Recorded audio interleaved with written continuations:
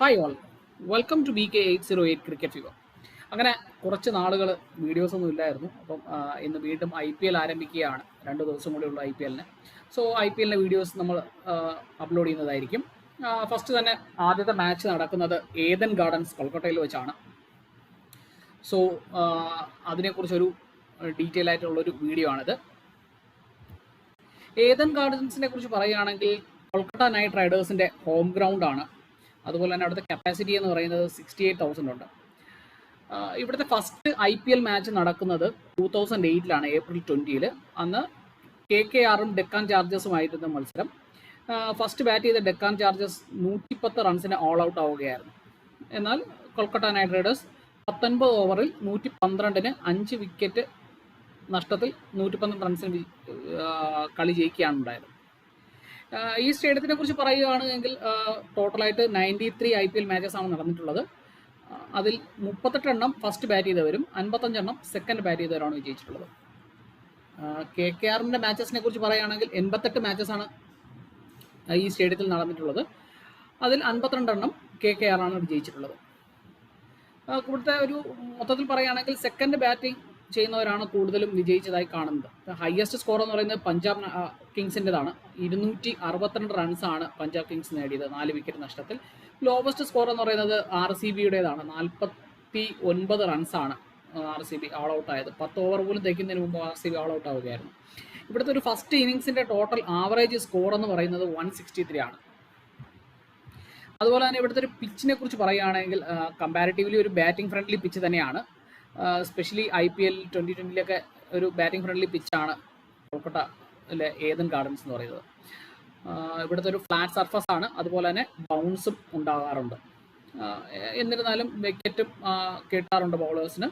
So ഒരു balanced pitch എന്ന് പറയുന്നതിനെക്കാട്ടിയും കുറച്ചുകൂടെ ബാറ്റിംഗ് ഫ്രണ്ട്ലി പിച്ച് എന്ന് തന്നെ നമുക്ക് പറയാം.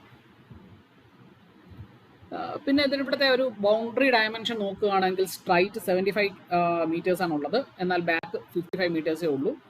ബാക്കിൽ 2 സൈഡ് വരുന്നത് 62-ഉം 54-ഉം ആണ്.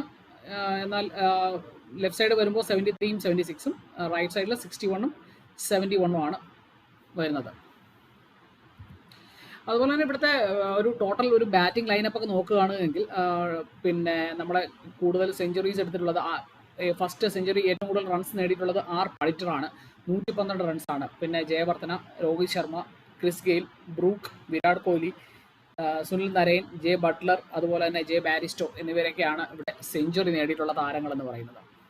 സോ ഇവിടുത്തെ ബാറ്റിംഗ് പെർഫോമൻസ് നോക്കുകയാണെങ്കിൽ പടിറ്ററാണ് ഇവിടെ ഏറ്റവും കൂടുതൽ റൺസ് എടുത്തിട്ടുള്ളത്. 54 പന്തുകളിൽ നിന്ന് 112 റൺസാണ് പടിറ്റർ നേടിയത്.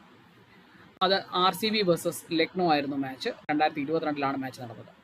ടോട്ടൽ ഏറ്റവും കൂടുതൽ റൺസ് നേടിയിട്ടുള്ള ബാറ്റ്സ്മാരെ നോക്കുകയാണെങ്കിൽ ഇതുവരെയുള്ള കളികളിൽ ഗൗതം ഗംഭീർ, നമ്മുടെ കൽക്കട്ട നൈറ്റ് റൈഡേഴ്സിൻ്റെ മുൻ ക്യാപ്റ്റനും അതുപോലെ തന്നെ ഇന്ത്യൻ ടീമിൻ്റെ ഇപ്പോഴത്തെ കോച്ചും കൂടിയായ ഗൗതം ഗംഭീറാണ് ഫസ്റ്റ് പ്ലേസിലുള്ളത്. 1407 റൺസാണ് IPL-ൽ നിന്ന് ഗൗതം ഗംഭീർ നേടിയിട്ടുള്ളത്. സെക്കൻഡ് പ്ലേസ് വരുന്നത് നമ്മുടെ റോബിൻ ഉത്തപ്പയാണ്. 1159 റൺസാണ് ഉത്തപ്പ നേടിയിട്ടുള്ളത്. അടുത്തത് റുസലാണ്.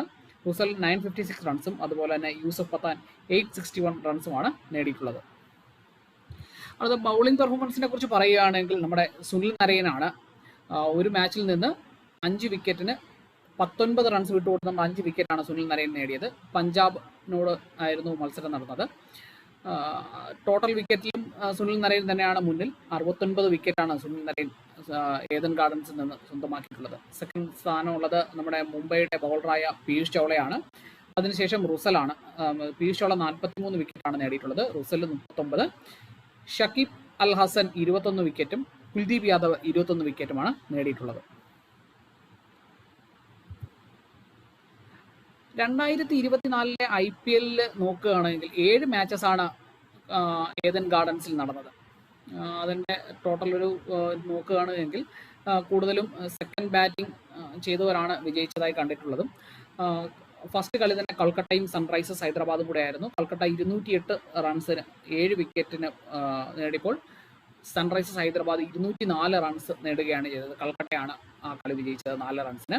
സെക്കൻഡ് മാച്ച് എന്ന് പറയുന്നത് ലക്നോയും കൽക്കട്ടയും കൂടിയായിരുന്നു. ലക്നോ 161 റൺസാണ് നേടിയത്. കൽക്കട്ട 162 റൺസിന് 2 വിക്കറ്റ് നഷ്ടത്തിലാണ് വിജയം സ്വന്തമാക്കിയത്. 8 വിക്കറ്റിന്റെ വിജയമായിരുന്നു. മൂന്നാമത്തെ മാച്ച് കൽക്കട്ടയും രാജസ്ഥാൻ റോയൽസുമായിരുന്നു. ആദ്യം ബാറ്റ് ചെയ്ത കൽക്കട്ട നൈറ്റ് റൈഡേഴ്സിന് 223 റൺസാണ് നേടാൻ സാധിച്ചത്. എന്നാൽ രാജസ്ഥാൻ റോയൽസ് ആവട്ടെ 224 റൺസ് നേടി വിജയം സ്വന്തമാക്കിയായിരുന്നു. 2 വിക്കറ്റിനായിരുന്നു രാജസ്ഥാൻ വിജയിച്ചത്. നാലാമത്തെ മാച്ച് നടന്നത് കൽക്കട്ടയും RCBയും കൂടെ ആയിരുന്നു. അതിൽ കൽക്കട്ട 1 റൺസിന് വിജയിക്കുകയുണ്ടായി. RCBക്ക് 221 റൺസിന് 10 വിക്കറ്റ് നഷ്ടമാകുകയായിരുന്നു. 222 റൺസാണ് കൽക്കട്ട നൈറ്റ് റൈഡേഴ്സ് നേടിയത്. അഞ്ചാമത്തെ മാച്ച് കൽക്കട്ടയും പഞ്ചാബും കൂടെ ആയിരുന്നു. അതിൽ കൽക്കട്ട 261 റൺസാണ് നേടിയത്, 6 വിക്കറ്റ് നഷ്ടത്തിൽ. എന്നാൽ പഞ്ചാബ് 262 റൺസ് എന്ന ഒരു വലിയ ചേസ് ചെയ്താണ് ആ ഒരു കളി ജയിച്ചത്. 8 വിക്കറ്റ് നഷ്ടത്തിലാണ്. 8 വിക്കറ്റിന്റെ വിജയമായിരുന്നു പഞ്ചാബ് കരസ്ഥമാക്കിയത്. അടുത്ത കളി എന്ന് പറയുന്നത് ഡൽഹിയും കൽക്കട്ടയും കൂടിയായിരുന്നു. ഡൽഹി 153 റൺസ് നേടിയപ്പോൾ കൽക്കട്ട 157 റൺസിന് കളി വിജയിക്കുകയായിരുന്നു. അവസാന മാച്ച് നടന്നത് കൽക്കട്ടയും മുംബൈ ഇന്ത്യൻസ് കൂടെ ആയിരുന്നു. 157 റൺസാണ് 7 വിക്കറ്റ് നഷ്ടത്തിൽ കൽക്കട്ട കരസ്ഥമാക്കിയത്. എന്നാൽ തുടർന്ന് ബാറ്റിങ്ങിന് ഇറങ്ങിയ മുംബൈക്ക് 139 റൺസേ നേടാൻ സാധിച്ചുള്ളൂ. 18 റൺസിന് കൽക്കട്ട കളി വിജയിക്കുകയായിരുന്നു. ഇനി 2025, അതായത് ഇപ്പോൾ നടക്കാൻ പോകുന്ന മാച്ചിനെ കുറിച്ച് പറയുകയാണെങ്കിൽ ഇവിടെ മൊത്തത്തിൽ ഒരു 9 മാച്ചസ് ആണ് ഈ ഒരു സ്റ്റേഡിയത്തിൽ നടക്കുന്നത്. ഒരു പ്ലേ ഓഫ് മാച്ചും ഫൈനലും നടക്കുന്നത് കൽക്കട്ടയിലാണ്.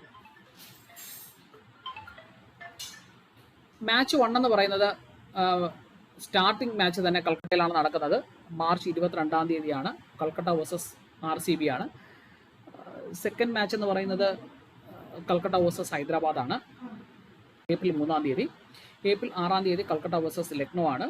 അതുപോലെ തന്നെ ഏപ്രിൽ 21-ാം തീയതി കൽക്കട്ട വേഴ്സസ് ഗുജറാത്താണ് നടക്കുന്നത്. ഏപ്രിൽ 26-ാം തീയതി കൽക്കട്ട വേഴ്സസ് പഞ്ചാബും മെയ് 4-ാം തീയതി കൽക്കട്ട വേഴ്സസ് രാജസ്ഥാൻ റോയൽസുമാണ്. അതുപോലെ മെയ് 7-ാം തീയതി നടക്കുന്നത് Calcutta versus Chennai super Kings ആണ്.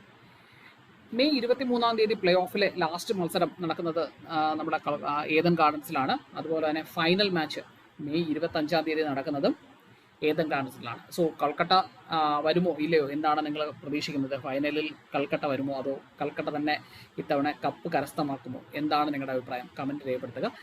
So stay tune with us for more videos. Thank you.